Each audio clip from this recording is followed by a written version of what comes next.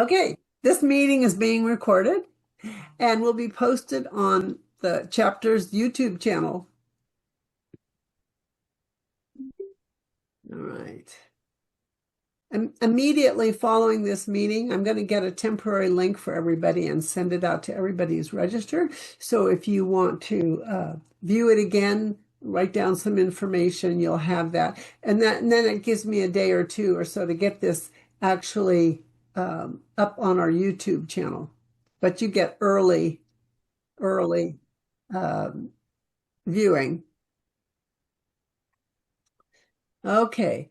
The Orange County Chapter is a 501c3 tax-exempt chapter, and donations you may make can be deductible depending on your tax status. And we do not receive any compensation. All of our volunteers, our board members, and but we depend on your donations for support. You can donate online at hearinglossoc.org, and I just set up a transfer. What do you call it? Zelle. You can make a zone a donation to info at hearinglossoc.org, and you can send in a donation that way. And of course, if you need more information about that, happy to provide it. Okay. Oh, this is my last slide. This is the information where you can reach me. My name and how it's spelled, my email address, my voice text, and also check out our website. So I'm going to stop sharing. I just wanted to make a couple of announcements, and then I'm going to introduce Tina. And okay.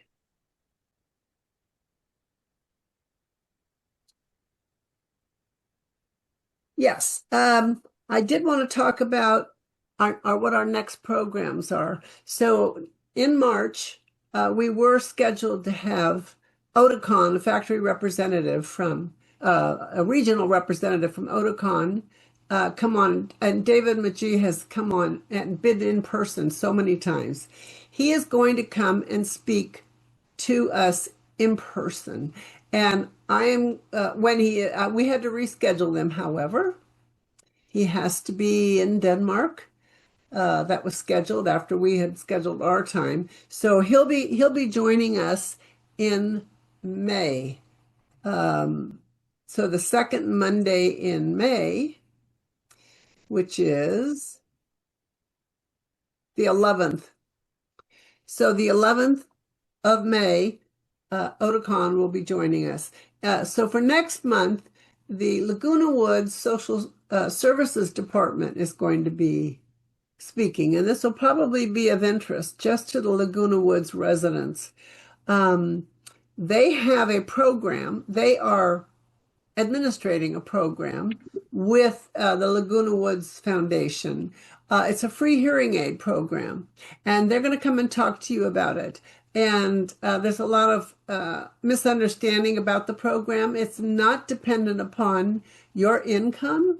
There are certain factors of which they did not reveal to me, but they will explain what the program is about and how it works, how to apply, and how much they would provide. It says their flyer says free hearing aids. If you got my email, you saw a little bit about it.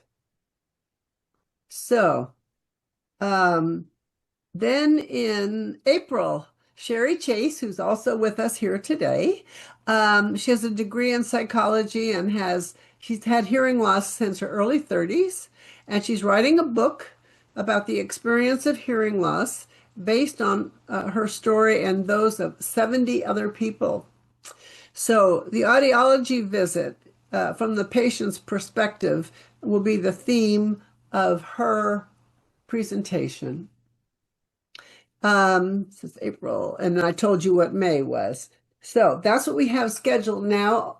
Probably in the fall, in June, we will have no meeting. I'm going to be going to the HLAA convention in Louisville, Kentucky, and it's kind of coincides with the meeting. So we will not have a meeting in June. In July, we're going to have an ice cream social. There will be a brief topic just to kind of get things going, and then everybody's going to enjoy some social time with ice cream. Okay. Uh, Programs for the fall will include assistive technology and Consumer's Guide to Purchasing Hearing Aids and best practices for purchasing hearing aids. So we do have a full program scheduled and hope you'll be able to join us. I am going to try very hard, starting with the next meeting, even though some of you may not be able to join or want to join, to make them hybrid. We're having some technical difficulties. I'm hoping that some of those will go away. As a matter of fact, it's been a long time since I've done hosted a large meeting like this, and I've kind of forgotten a few things. So hopefully everything's going smoothly right now. Okay, now I'd like to introduce Tina. Tina Gonzalez Childress. She's an audiologist, and she's a doctor of audiology. That's important. And she is an advocate. She's an accessibility consultant for InnoCaption, and who's bridging audiology, accessibility, and her own lived experience. She is a late deafened adult with bilateral cochlear implants, and even though we don't use it, she is fluent with sign language. So, Tina, if you would like to go ahead and share your screen. I'm happy to do so. Thank you, Tony. Before I forget, Joe or Tony, can you please put the link to the stream text in the chat box in case people would like to view the stream text? I didn't have that link. Sure.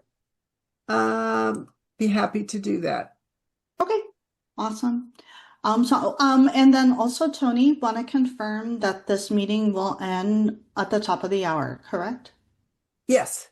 Okay, so let's get going. I have a lot to talk about. Tony already did a little bit of an introduction, so I'm very happy to be here again with you all. I was telling Tony I'm very sad. I'm going to be missing my first HLAA in probably 20 years because I'm going to be traveling abroad. So I hope you have a wonderful meeting there in Lexington, or Louisville, I'm sorry. My nickname is Techie Tina. I'm not sure who gave me that nickname, but I'll own it. I love technology. I know that technology is also overwhelming and complicated and a moving target. My passion is owning this technology. Like I have a whole closet full of toys and gadgets, but also to bring information about those devices to the deaf and hard of hearing community, because I know it can be complicated. I create lots of resources. Many of you have probably seen some of my lists, and you'll see a link to them at the end as well. And with especially when we're talking about digital accessibility, so things on your computer or features on your phone, I try to capture that information and make it digestible for you. And that's how I create resources that I love to share. Tony mentioned that I am a consultant for InnoCaption. If you don't know about InnoCaption, just real quickly, I used InnoCaption for many years before I became a consultant for them. When I was asked to kind of hop on board, I was like, absolutely, I really believe in this product.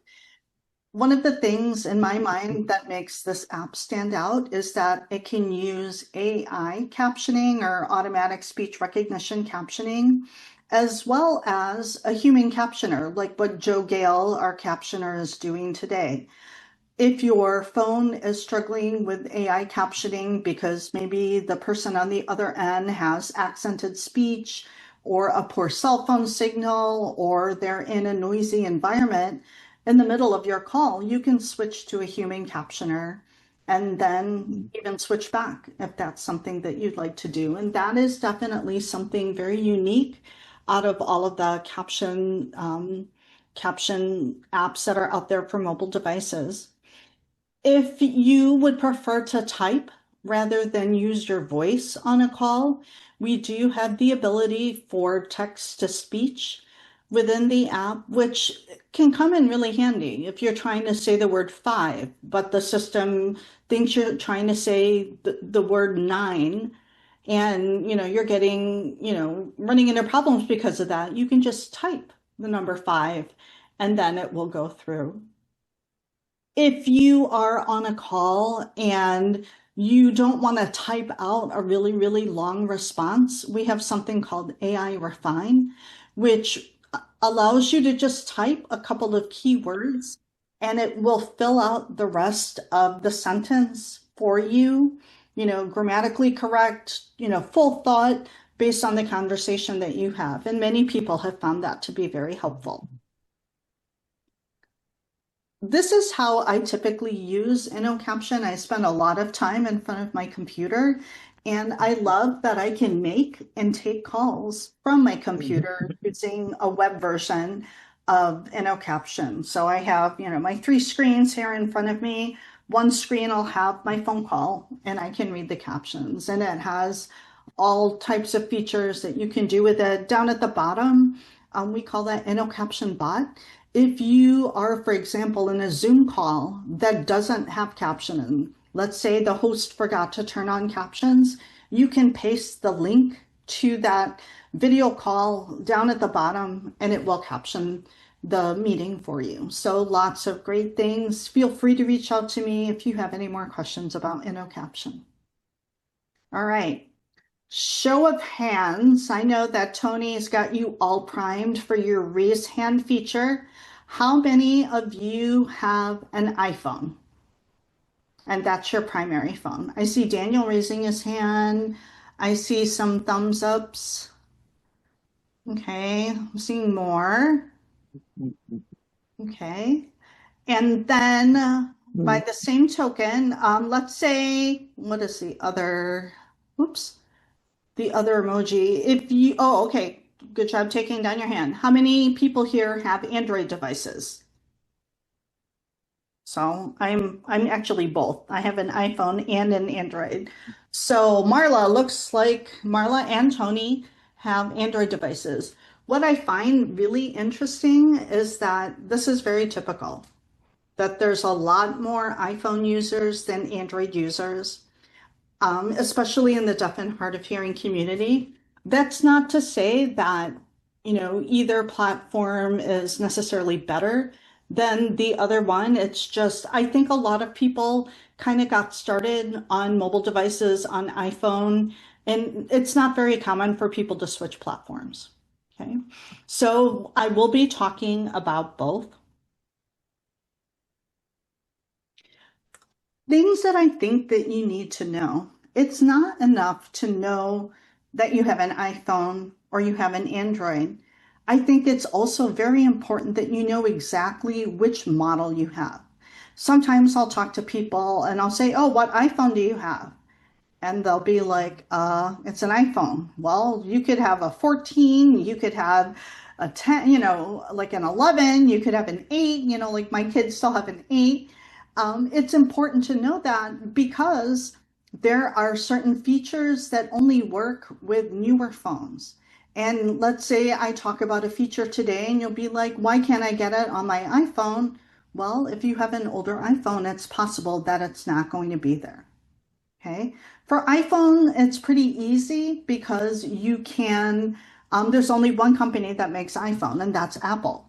But when we are talking about Android phones, there are many companies that make iPhones, such as, you have Google, that makes Pixel phones. I have a Samsung phone. You have LG. Motorola, there's lots and lots of different makers. So if you are not sure about how to find out what kind of phone you have, it's typically in your settings on your phone. You usually have to scroll all the way down to the bottom, and it's called About Phone, and it will tell you what phone that you have. By the same token, I think it's also very important that you know the name of the devices that you may be wearing on your ears. It's not enough to say I have advanced bionics, but what processor do I have? It's not enough to say I have Oticon hearing aids. What make and model of hearing aids do you have? It's the same thing, the same idea. You need to know what device you have so you know what things are compatible.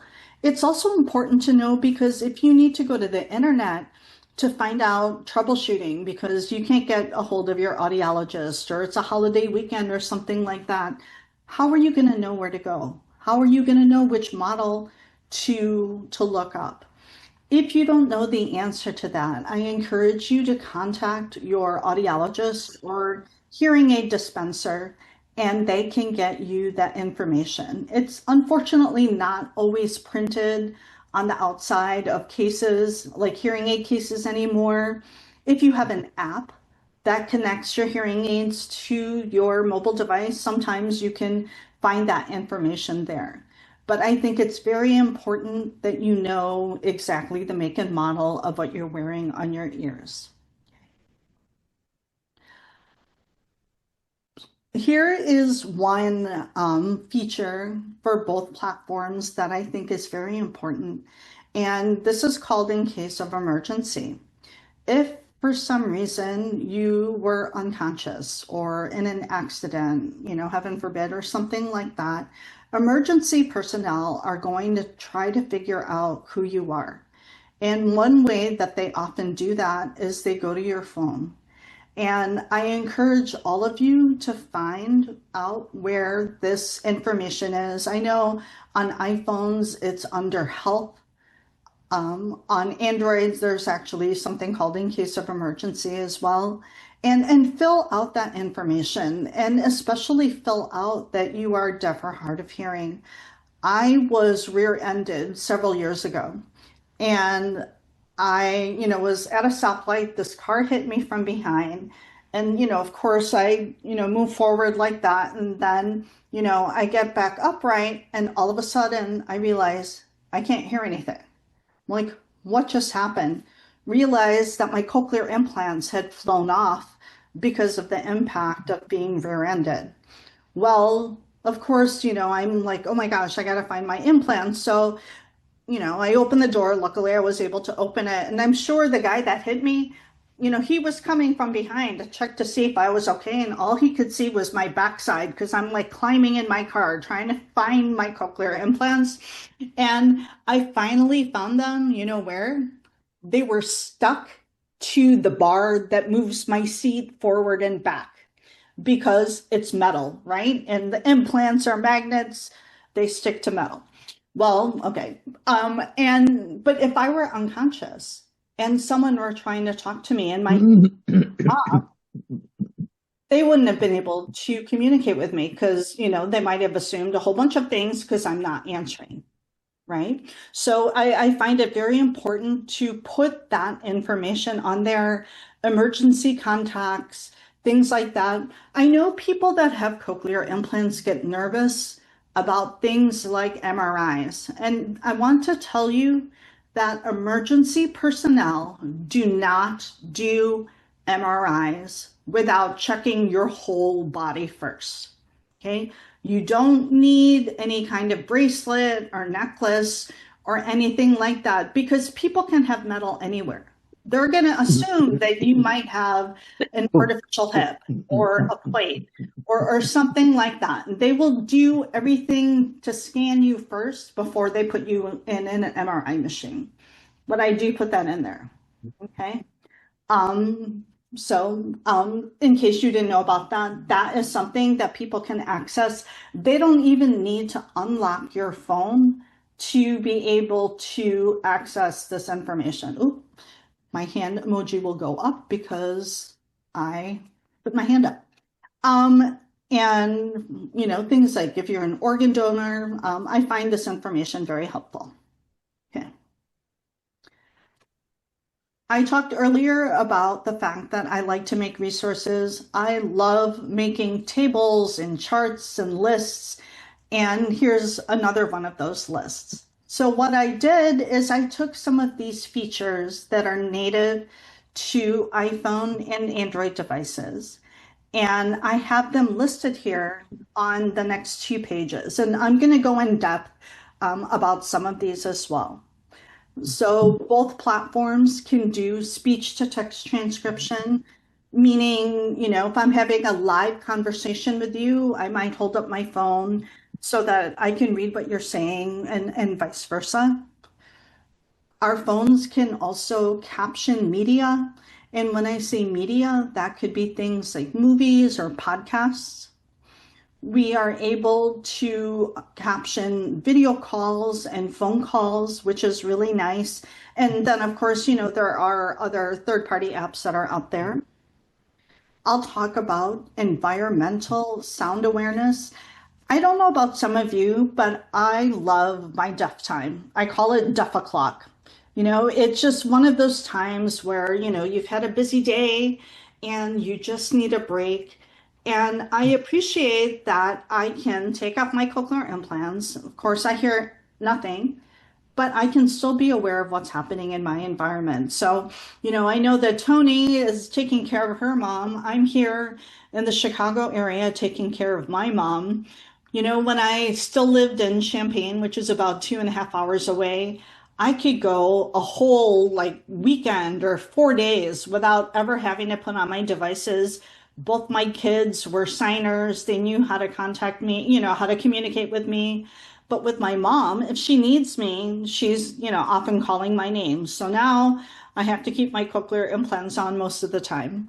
But, for those times when it's off, I appreciate having a notification on my phone.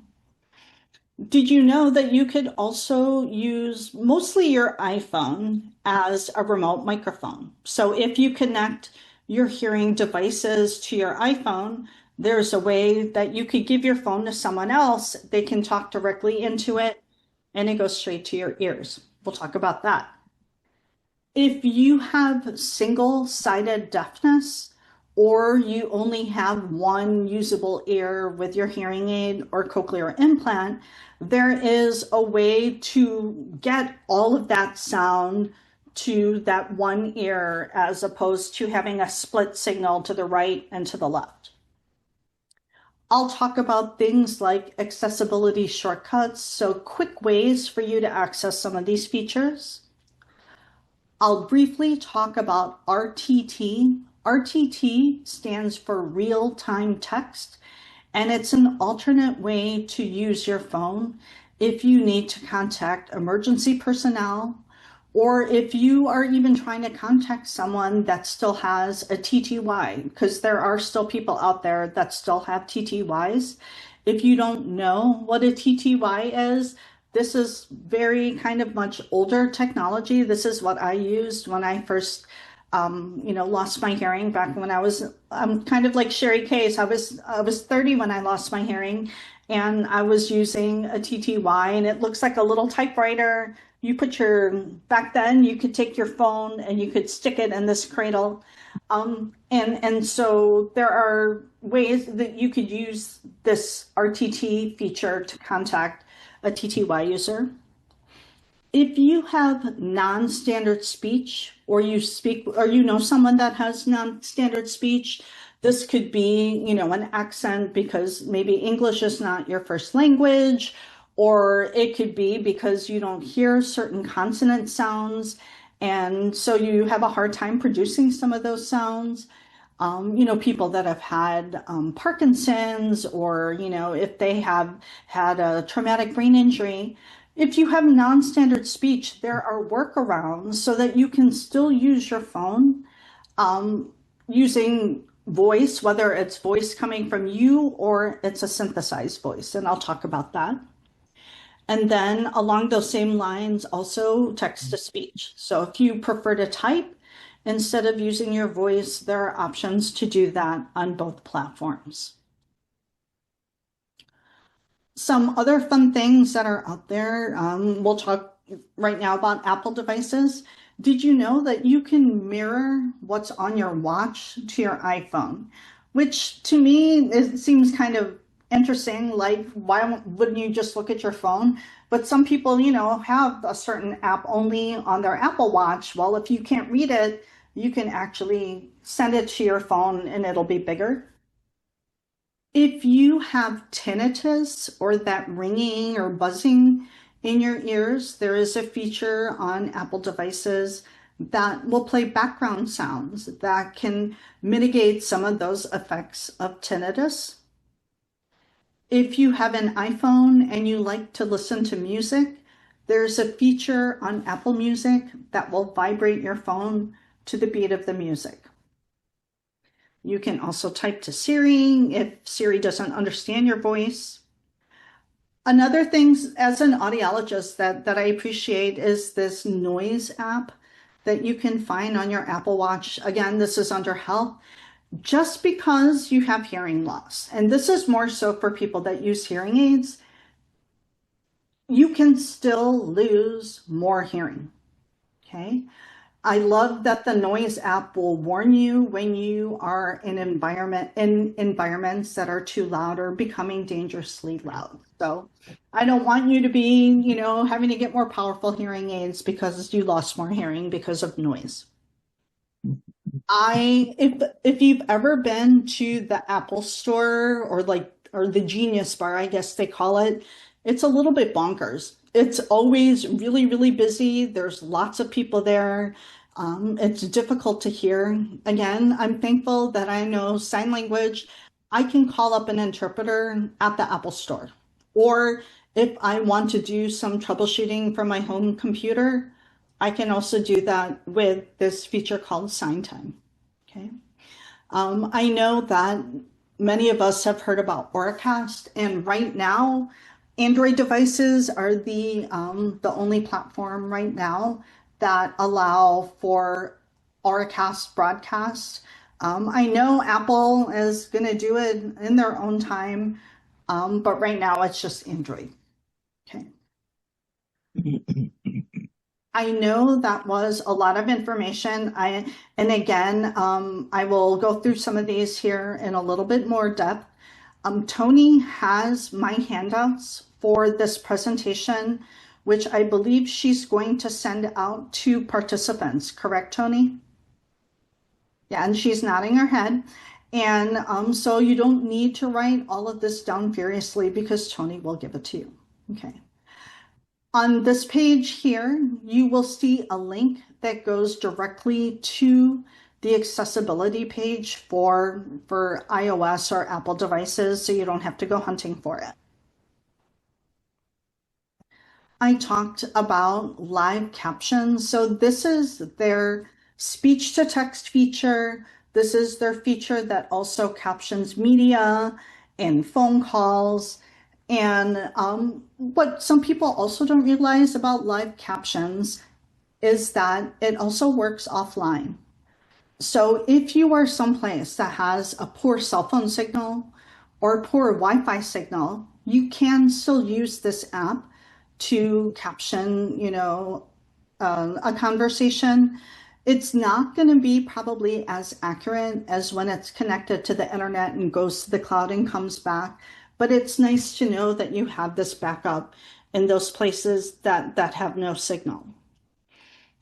If you use the live listen feature on your phone, that's where you use your phone as a remote microphone. Now you can get the captions. You can use live listen. Someone talks into their phone, and guess what? You can read captions now on your watch, on your Apple Watch. So that's something that's come about in the past year or so. How many here give me a thumbs up. How many people here have used the live captions feature for like speech to text or something like that? Thank you, Anne, for giving me a thumbs up. I'd like to make a comment. Okay, and Tony has too. Oh yeah, go ahead, Tony. I I have an Android phone and I have a iPhone. And the live caption is excellent on Android. But on iPhone, you have to pay for Okay. I'm so glad that you brought that up. There is an app called Live Transcribe on an iPhone. It is not the same as the Google Live Transcribe that is free and is only on Android devices. I was actually part of the development for that app, and I begged them, please do not call it Live Transcribe.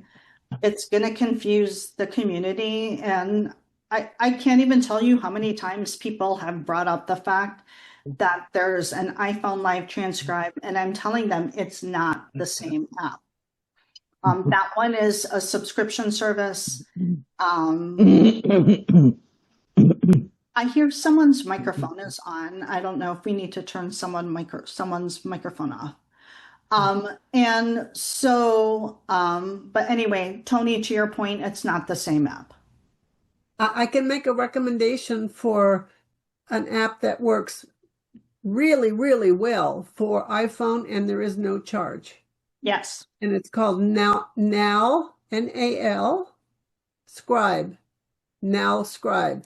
Yeah. NAL Scribe. You are way ahead of the game. That's in a few slides from now, Tony. I think you read to the ending already. But yes, I will talk about other options. I feel that the live captions feature on iPhone is not as good as the Android live transcribe. So I do give some other alternatives. Okay. Oh, okay. So back to live captions. Do you guys know about the shortcut? And so what you're going to do is you're going to go back here. Let me grab my iPhone. Hold on.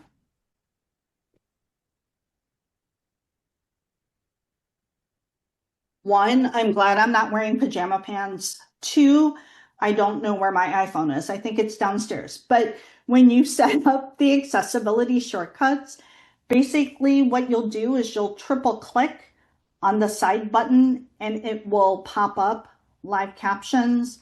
If you triple click it again, the live captions will go away. My email address is on the handouts. If you need some help walking through that, I am happy to show you how to do that. So on the right-hand side of the screen right now, you'll see what that accessibility shortcut screen looks like. You want to make sure that there's that check mark next to live captions. Okay. I was talking with someone the other day and they said, Tina, when I triple click, I get this window that says live captions and it also has hearing devices. Okay. And they couldn't figure out how to make it work. If you have both, click on live captions and that will activate the triple click, or that's what will be activated on the triple click. Okay. So that's a really nice feature because otherwise with live captions, you get this icon that kind of floats around on your screen. And I guarantee that icon will be exactly where you don't need it. So that's why I love using the accessibility shortcuts. I love that you can use live captions also for FaceTime calls. I know many people love the fact that, they can call their grandkids or their grandparents, and now they have captions as well as the visual cues from using FaceTime. Sound recognition. This is another feature that I love. You can use the preset sound recognition categories that they have. You can also customize the sound. For example, not everyone's dog sounds the same. Not everyone's doorbell sounds the same.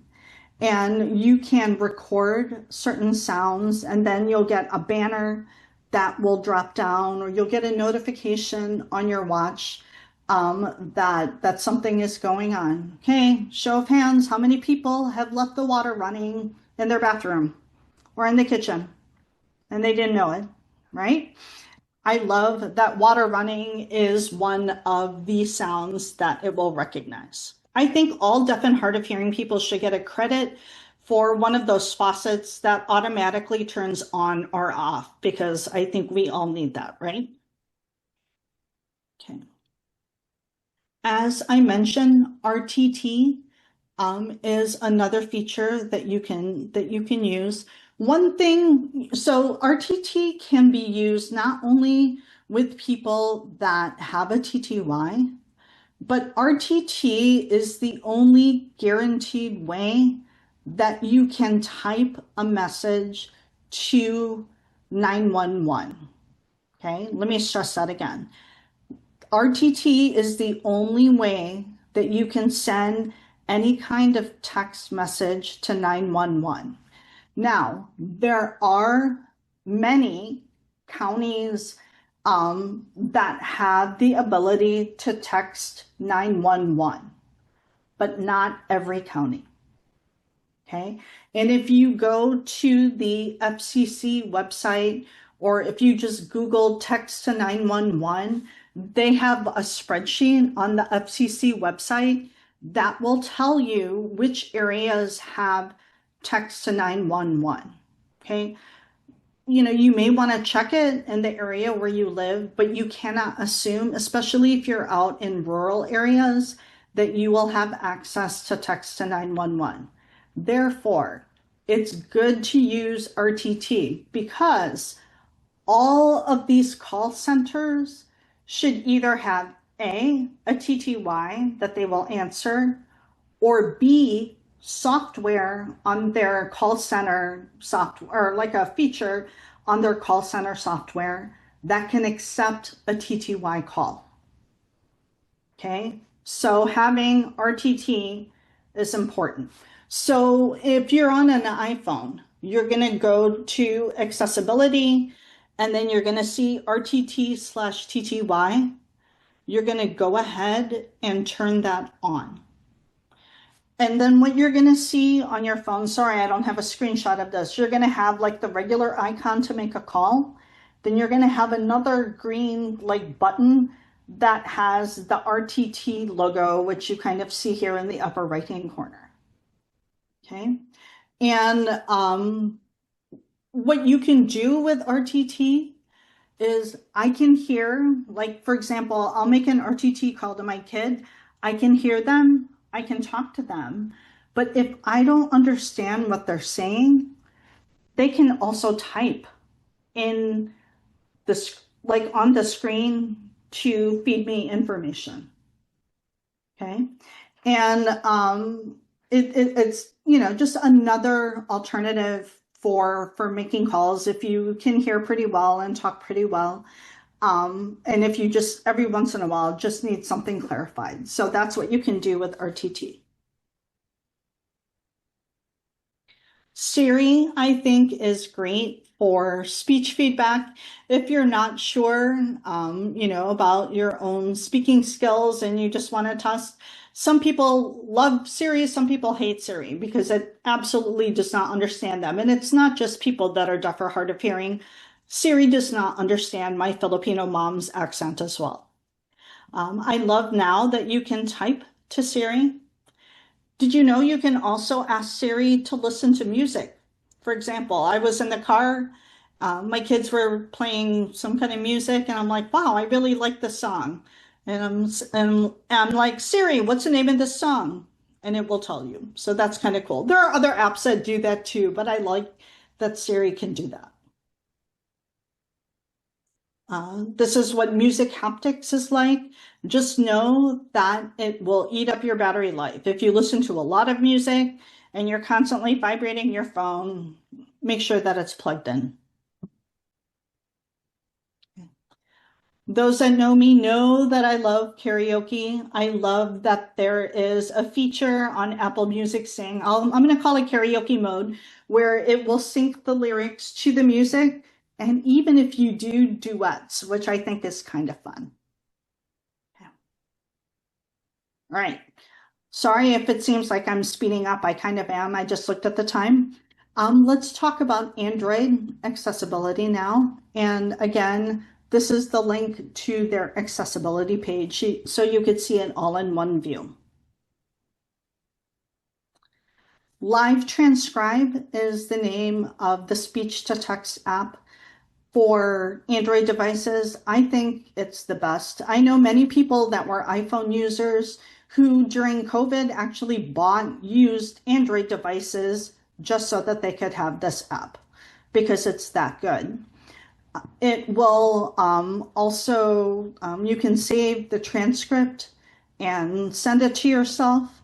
And also, I should say for live captions, the iPhone version of this, both apps can listen to other languages and give you the text output in those other languages. Okay, that's what Captions is. Same spoken language, same language and text. It does not translate. There are other apps that translate, but here I'm just saying, so like, if I want to understand a conversation with my mom and her friends, I might switch it to Filipino or Tagalog, which is a dialect, and it will listen for that conversation. Okay. This also does work offline, and I just find the accessibility shortcut easier on Android. It's this little guy in the bottom right-hand corner. Once you turn on Live Transcribe and use the accessibility shortcut, that little accessibility icon is on every single screen that you're on, which I find very helpful. I think one of the reasons that Live Transcribe has such a good user interface is that they really worked with Gallaudet University, which is the deaf university in Washington, D.C., to really work on features that would be helpful for the deaf and hard of hearing community. Live Transcribe also will do things like indicate sound. So that's also on the same screen.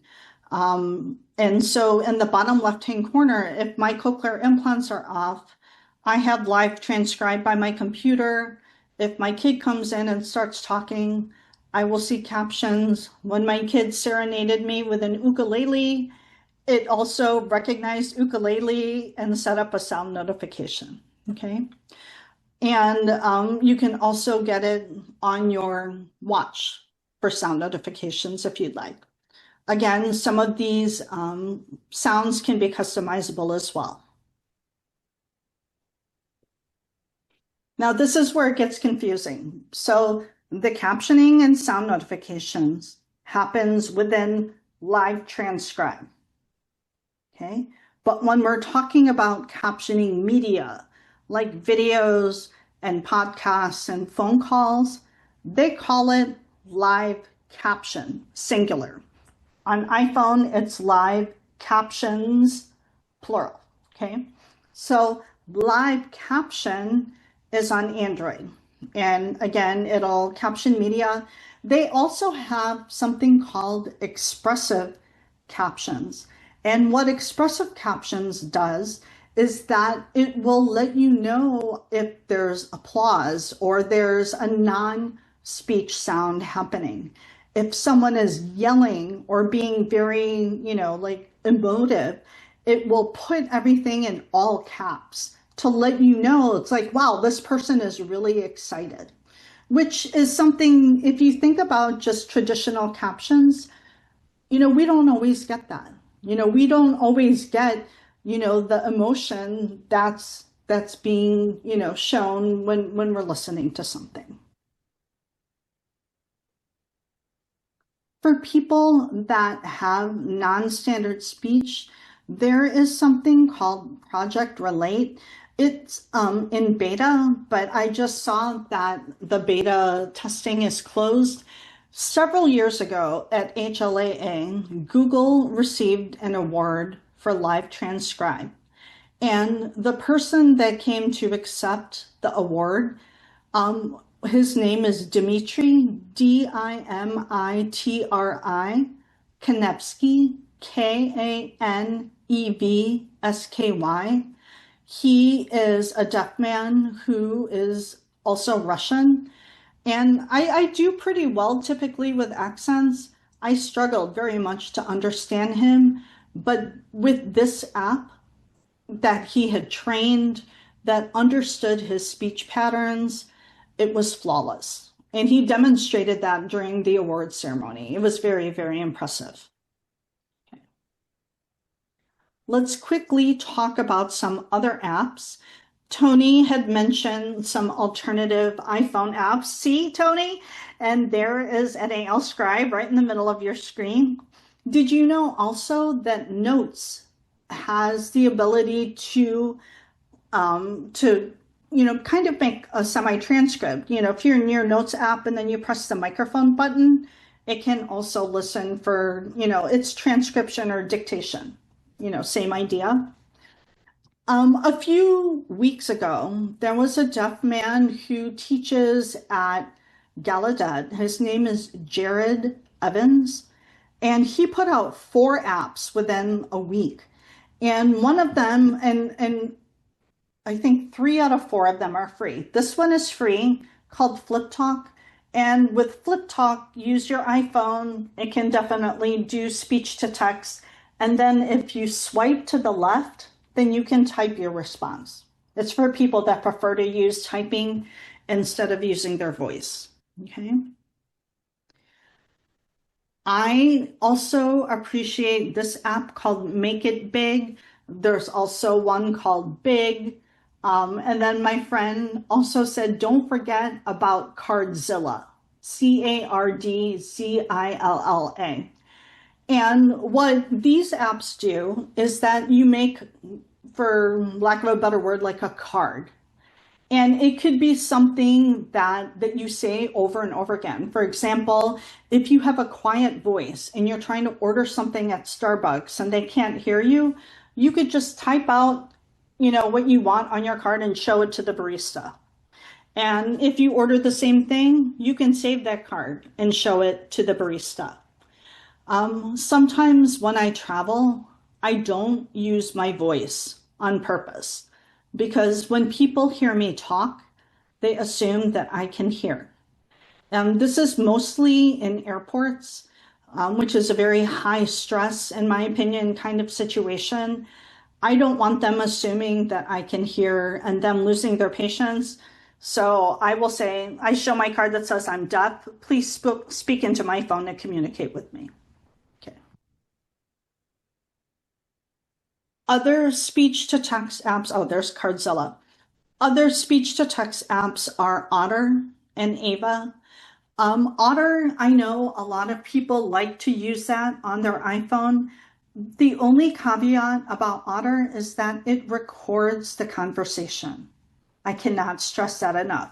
Otter was actually not designed to be an accessibility tool. It was designed for reporters, which I thought was interesting. And it's really, really accurate, but it's only free up to about 300 minutes. Okay. Ava is also free for short conversations. One thing about Ava, though, is if you use the free version, it's not as accurate as the paid versions. Okay. If you would like to do translation, these are 2 of my favorite free apps, Google Translate and Microsoft Translator. What I love about Microsoft Translator is that it will actually flip one half of the screen upside down, assuming that you want to have face-to-face communication with whoever you're talking to. So I think that's pretty cool. There are also apps out there where you can use your phone. Like if you're in a group setting, everyone has their phone, downloads the app, someone will create a room, And then now when people talk into their phone, everyone gets to see the captions. And so here on the screen are several options to do something like that. It's very useful in things like a restaurant or in a meeting, as long as people are willing to use their device. I have translation here twice. I also love the fact that these translation apps also translate images. So I love H Mart. If you don't know what that is, it's a Korean grocery store, but I have no idea what any of the ingredients are. I love the fact that I can use my phone and translate what the ingredients are. Oops. If you have vision loss, one of my favorite apps also is called Be My Eyes. I actually use this with my mom. She has glaucoma and she has pretty limited vision. You can actually call a volunteer. There's tens of thousands of people in this network, and you just point your phone at what you want to read, and they will read it for you. The other thing that Be My Eyes can do is that you can take a picture of something and it will create what's called alt text or alternative text that describes what's in the picture. So I try not to post anything on social media without alt text for my blind, low vision friends, just like I would hope that any video that they put on has captioning. Okay. Some quick accessories. These are accessories that I use when I travel. This one on the left, the blue cradle, I can put my phone in it, charge it, and it works like my alarm clock. And it will also detect if like the fire detector goes off in my room because of sound notifications. So my phone is sitting, it vibrates. The vibration is picked up from the cradle. That blue thing will light up and the bed shaker will go off. That's what I like to use when I travel. The green one can connect with other alarms that you may have in your home. For improved accuracy for captioning, I do recommend using some kind of remote or wireless microphone. The one on the left is Bluetooth. And then the other two, there's a receiver that you plug into your charging port. And then at the bottom is a link to where you can purchase them. And none of this would happen without power. I love these solar powered battery chargers, external battery chargers. The one on the right even has a hand crank. And I gave these as presents for Christmas one year to my friends and family that are like in Florida. I mean, hello, with all the hurricanes and stuff like that, because we all, use our phones for many, many things. So it's important to have power. And with that, I'm going to end these. I told you that I would give you the link to my resources and you can access them here. You can either scan this QR code or go to the link tinachildressaud.com. Right now, this is one of my most popular links, speech to text options. So across the top, you're going to see a bunch of different products that do speech to text. And then down the vertical axis, you could say, okay, which ones work with iPhone? Which ones work with a Mac computer or Windows computer? And it's got a bunch of different features. So sorry, I went a little bit over and I didn't really leave much time for questions, Tony. Sorry about that. It's okay with me as long as it's okay with you. Oh, it's fine with me. I'm always happy to chat. Okay, good. All right, who has questions? Okay, I'm going to look in the chat box. Raise your hand. So Ann Thomas, thank you. So it does have to be a made for iPhone hearing device. That's correct. Phonak uses a different protocol to connect to iPhones and Android phones, so that's why it doesn't work. Thank you for pointing that out. Okay, Marla, You want to unmute you? Yeah, there you Yeah. go. To get live transcribe on your laptop or computer, do you have to go through their website to do that, or is there a app that goes on? Okay, so if you are talking about Android or No, I'm Google, talking about doing it on your computer, like you showed on your screen, your computer screen. I showed on my computer screen. Yeah, you had a dial, and you said you could get live. I'm sorry, InnoCaption, InnoCaption. Yes. If you go to the InnoCaption website in the upper right-hand corner, you will see where you can log in to get in, and it's called InnoCaption Web. Okay, thank you. Okay. I was going to say that if you have a Chromebook, I mean, this is something that's mainly used in the schools. People that have Chromebooks can get Google Live Transcribe because it can use apps from the Google Play Store. Okay. Okay, I wanted to say, um, And then Kenneth, to your question, you're going to press the button, the red button in the bottom middle, and it should turn on the speech to text feature, like it's recording. So what it says is speech recognition denied. Please enable speech recognition in settings and go to Nail Scribe, NAL Scribe.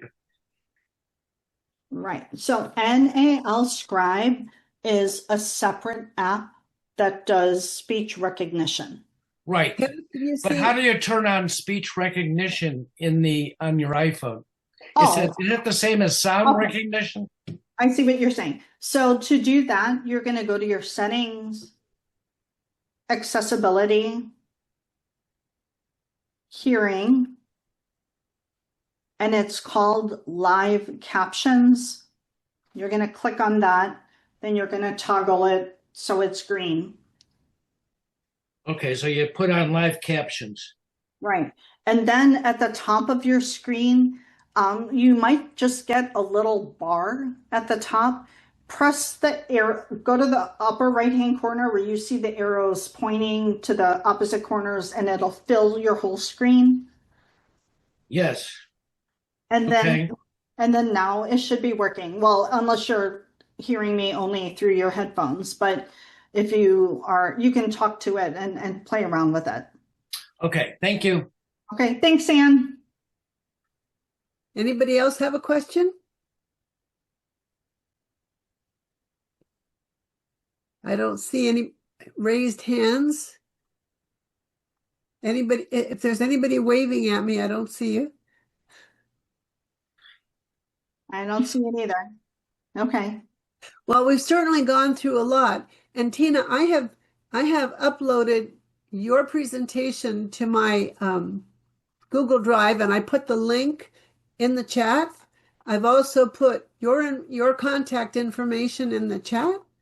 I put in the stream text, both the QR code and the link, although that only works in a live performance. So if you're getting this after the fact and the captioner's gone home, you just get a transcript of the text, and that'll be your text.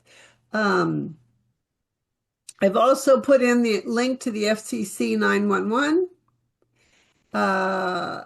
I put in a link regarding that Now Scribe is an alternative speech to text for iPhone. And I also put in the Bitly speech to text options. That I put that link in the chat. Awesome. And so I try to put all that offline stuff, try to put the links in there. I don't know if you can do this, but did you know that if you save the chat, you don't have to keep typing them also? I don't know if you can save the chat. Oh yeah, you can if you go, yeah. Well, okay, if you open the chat all the way, this is to everybody. You open the chat, and And up then at the the three top, dots. you should see it says Save Chat. And if you just click on that, it'll automatically download when the meeting is over. You can also save the transcription too. You just open up full, let's see, go to the little caret next to the CC icon and click Open Full Transcript. And then you're going to want to scroll down because it's probably way at the top. But then at the bottom, it says Save Transcript. And I've been doing this all along. So when I give everybody a link to this program, I will include the registered people, not everybody on my email, but everybody that's been registered. I'll include a copy of the chat and the transcript and a link to the video. Awesome. Right. Well, thank you, everybody. Have a good rest of the morning and a wonderful week. And I'm really sad I won't be able to see many of you in Louisville, but have a great time.